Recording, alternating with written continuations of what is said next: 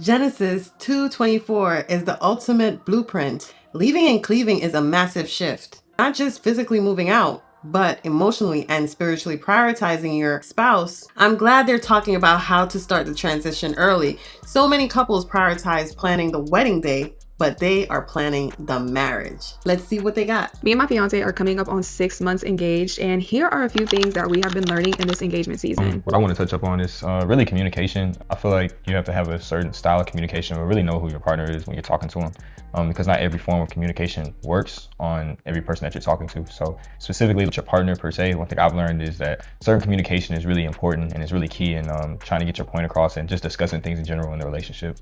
So one thing that I've learned is the importance of becoming one and how that looks on both of our ends. So spiritually, financially, how we communicate, mentally, all those things are very important. I can say that it is very important for us both to be stepping into our roles individually. So him stepping into his roles as a man, me stepping into my roles as a woman, and how that honors the Lord, because that will show how God honors us in a covenant. Yeah, and to piggyback off what she said a little bit, specifically for me, I feel like stepping into my role as a man it's a different level of responsibility that you have to take on, that you have to really think about, because as a man, you're going to be held accountable for how you led, treated, and taught your wife in so many different aspects, more than just those three. But it's like such a big responsibility and bigger than what people think as a man. So thinking about the level of accountability that the Lord is holding you to and the standard that he's going to hold you to when it comes down to judgment is really important. So that's another thing I've been learning, just to prepare yourself to step into that role of leadership even more than I've ever had.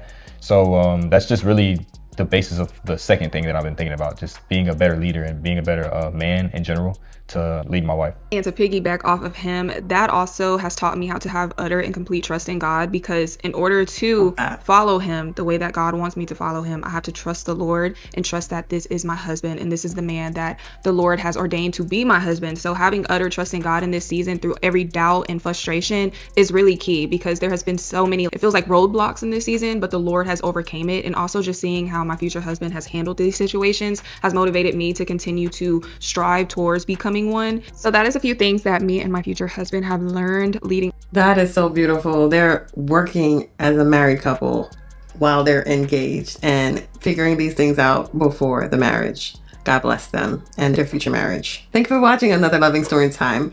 Don't forget to like and subscribe and follow for more.